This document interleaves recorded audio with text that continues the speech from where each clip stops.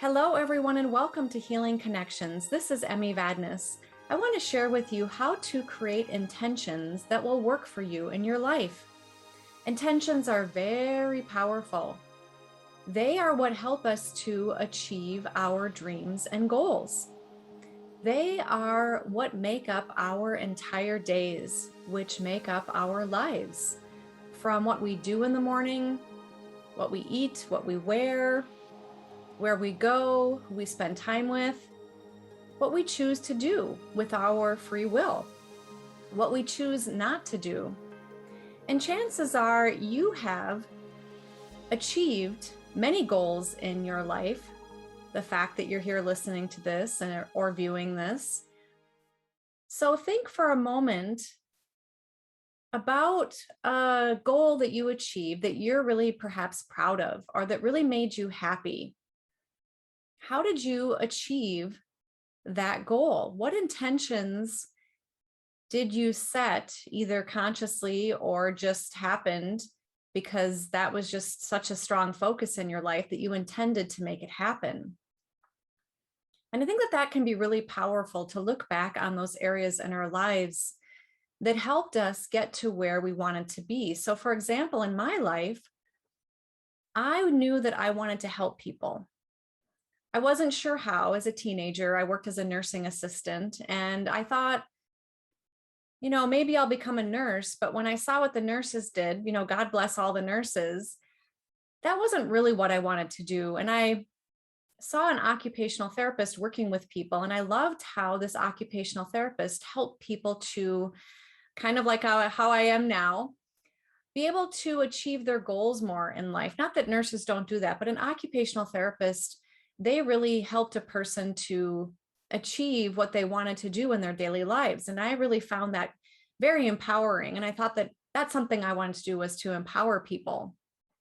And so I thought about, how do I want to make that happen? And probably like in your life, when you think about something you achieved, it could have been as simple as getting clear on what you wanted, what you didn't want, which is connected to the law of attraction, the law of correspondence, and then perhaps working a plan.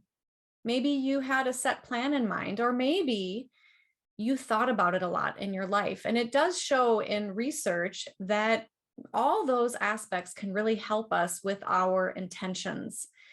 And it's really important to get clear on your intentions. What is it that you really want? It can be helpful to think about what it is you don't want. I knew that I didn't want to be a doctor or a nurse. Part of me wanted to be a doctor, but some of the ways that healthcare is being delivered these days, being a physician, wasn't how I wanted to do that. So that was clear for me. And that's how the occupational therapy role opened up for me. So in your life, what is it that you really would love to have in your life? And what is it that you really don't want to have in your life? And it's really interesting because a lot of people will say, I want to have more money. And sure, we need money to survive, to, be in this materialistic world. And when we think about what money can do for us, it's really a feeling. I mean, yes, it's to be able to have certain physical objects, have certain services, goods, and so forth. But what is the feeling that having more money would give you? Some people might say it would make me happy. Some people might say it will make me feel like I have more freedom. I could do things that I want to do that right now I feel restricted with what I could do. And for some people, and a lot of people, it's a sense of security. And so when you're working with the law of attraction, it's really important to also connect with the feeling of what it is that you want to create in your life with that intention. So again, think about what it is you don't want. Think about what it is that you do want. And then get into the feeling state as though it were happening now. And this is where the power of our mind, our intention, is very powerful. And when you ask people who have achieved things in their lives that many might regard as quite successful, usually they spent time thinking about what they wanted to achieve. They had that intention. And also, there's a sense of that feeling correlated with it. So, daily,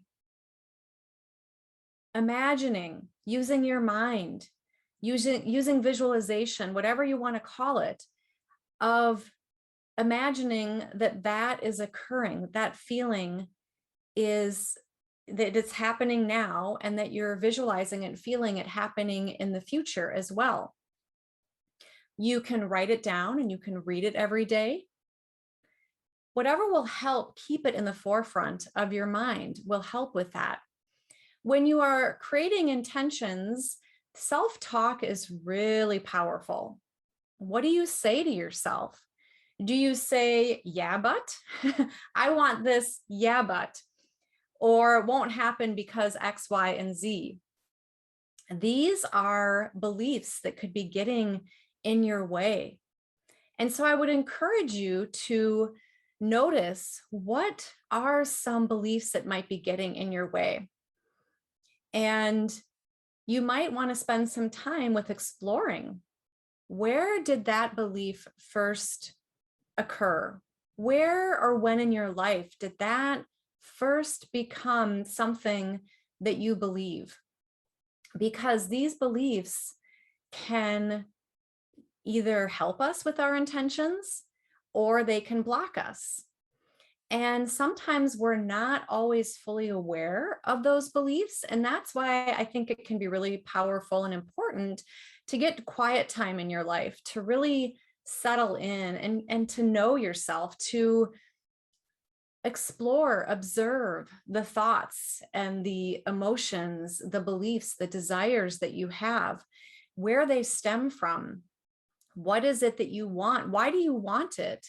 Why do you think, it could be that really it's authentically something that you want to manifest in your life because it's really something that you know you need to do. Or sometimes we think we want something,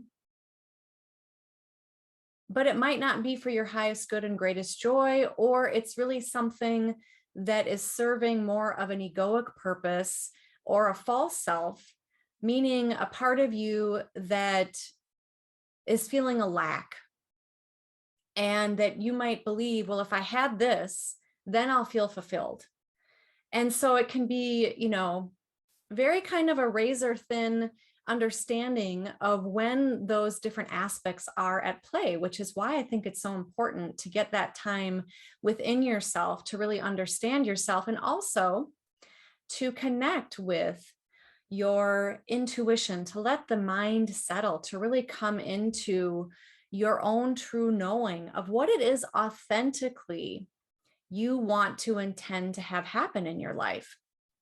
Meaning, why do you want to have this happen? What is the purpose for that?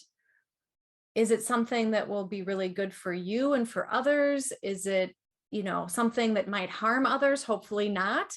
But I think exploring all of those components can be really beneficial to understand, how can I best have a crystal clear path going forward with my intention? And then once you have identified what your intention is,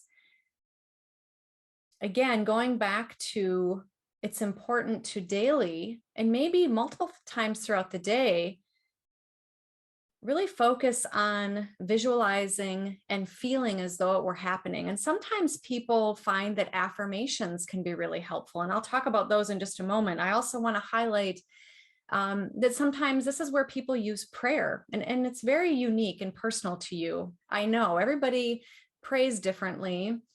There are so many different religious and spiritual beliefs. And quite frankly, even though you might identify in a particular religious belief, the way that you engage in that particular religious practice is very unique unto you. And so engaging in that prayer can be very powerful for creating what you want in your life. And prayer, depending on how you use it, can be asking for what you want, whatever that higher power, God, deity, spiritual sources for you. It may also be, which I would contend is very powerful as well, is using the power of gratitude, being grateful, because this can raise you to a high vibration and can help you to have a smoother way of attracting this energy, what it is you want to manifest in your life more easily, more effortlessly. In fact, if you've listened to some of my other podcasts or read my book, you'll know that I have a daily gratitude practice. Every day, when I go to bed and throughout the day, I am thankful for what occurred during that day. I start out the day saying, this is going to be a great day. Even on the day of my mother's celebration of her life, AKA funeral, which was probably one of the most difficult times for me, even though I feel quite spiritually connected to her. She was probably the closest person to me in my life. I woke up and said, this is going to be a great day. And we did. We had a beautiful day. Of course, there's sadness, but we made it amazing so that we could feel that joy, feel that love, which is what I think everybody's really looking for in life, is to feel that joy, that love, that connectivity. I mean, yes, we want things, we want certain items, and sometimes, they do bring us joy and a thrill and happiness and a relationship and so forth. But those connections to that love, I think, are probably some of the most important aspects of our lives, is having those meaningful experiences and meaningful connections. Some other ways that you might connect with your intention is maybe to create some type of art piece or visual piece, or maybe there's a photo of something that you want to intend to happen that you look at every day, that you think about. Maybe you like to create a vision board. Sometimes, maybe a dream collage of what it is you want to create. And I also think that creating a vision board or a collage is a really cool sort of therapeutic process of getting clarity on your intentions. I've done this several times in my life where I've gotten out some old magazines and maybe some materials, some found materials like fabric, or maybe some leaves or flowers or whatever you want to work with. And you can set an intention for what you want to put on your board. Maybe getting like an 11 by 14 piece of paper or board, and going ahead and putting up objects or images that resonate with you. I know there was a time that I thought that I might go and get a master's in clinical social work, which I later discovered I really didn't need, because I can use my OT license for a lot of the ways I'm working now. But I was still discovering how to bring integrative health in. But at the time, I thought I wanted to do that. And it really helped me to get clarity by working with the images around that, of what I wanted and what I didn't want. So affirmations, I think a lot of people think about affirmations when we think about intentions. And affirmations can be very powerful. And there certainly are written affirmations that might resonate with you. I would contend that I would encourage you to connect with and work with affirmations that you've created from the inside out within your own self. And I think the best affirmations, in my experience and working with a lot of different people, helping them with this, is when you're able to get quiet enough, you've worked with your intuition, however you do that, through meditation, maybe working with tarot cards or I Ching or runes, or I love working with my own intuitive card deck, and getting clarity again on that intention. Then you can really get crystal clear in a place where the mind has slowed down, the brain activity is slowed down, and you're less attached to some of those egoic emotions, some of those limiting thoughts and beliefs. And you can really settle into that sweet spot of that high vibration of what it is you want to have happen in your life. And then you can in your mind, hear the thoughts of what it is you want to have happen in your life. So, for example, it could be, I want to be in a healthy and loving relationship. So maybe you've been in relationships that haven't been healthy, potentially even abusive in the past. Or maybe you've been lonely for some time, or maybe you've recently gone through a separation. Or maybe you've just never been in a relationship, whether that's romantic or a friendship type of relationship, and you just really want that. But maybe you needed to kind of get through some of those limiting beliefs to get to that affirmation. Or you could say, I will be in a healthy and loving relationship. And even on a deeper level, you might even say, I am in a healthy and loving relationship. And I think this is where visualizing and feeling those emotions and those feelings as though it's happening now are really powerful. And in the example of a relationship, having a healthy and loving relationship with yourself is very powerful for creating that with others as well. In my intuitive development book, for those of you who have it, on page 142, I have some examples of some positive affirmations. I'm just going to read a few for you right now. I am healthy and strong. I am well. I will stay well. I will have enough of what I need in life. I will accomplish my task of, and then you can insert whatever that is. My life is getting better and better every day in every way. It will all turn out well. I will enjoy every moment of my life. I am successful. I am grateful. I am love. I am joyful. So those are just some examples that you can work with, and I would really encourage you to create your own. And like I said, if you're finding that you are working with some intentions and they are just not coming around for you, there can be several reasons for that, but I would encourage you to really explore your beliefs and get assistance with somebody like myself or some type of practitioner to help you with, because sometimes those beliefs can really kind of get stuck in there. And I think learning some techniques to shift that can be really powerful. Some that I find really helpful is working with clients with an interactive mindfulness. So meaning that I'm helping them with their body sensations, their emotions, their feelings, sometimes even their memories connected to limiting beliefs. And sometimes we don't even know what the limiting beliefs are. So you can maybe even set an intention in a meditation to uncover what might be limiting you from creating what you want in your life. And in fact, that's really powerful. A powerful way to work with meditations is your intentions. To start out your meditation, it could just be simply, I want to see what comes up in this meditation. Or it could be, I really want to feel peaceful.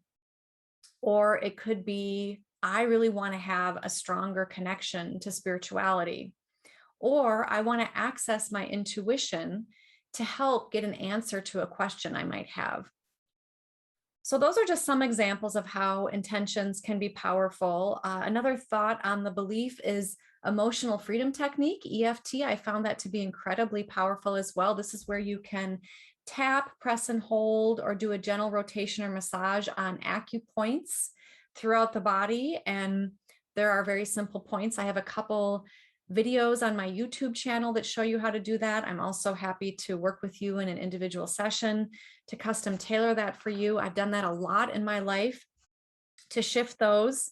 And then sometimes, karma may be involved with why certain things happen or don't happen. Also, timing, I think, is really powerful in our lives.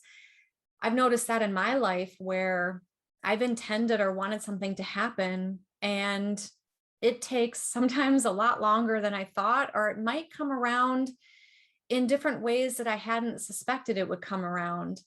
For example, I thought I would be providing integrative health at a hospital in St. Paul because I live in St. Paul.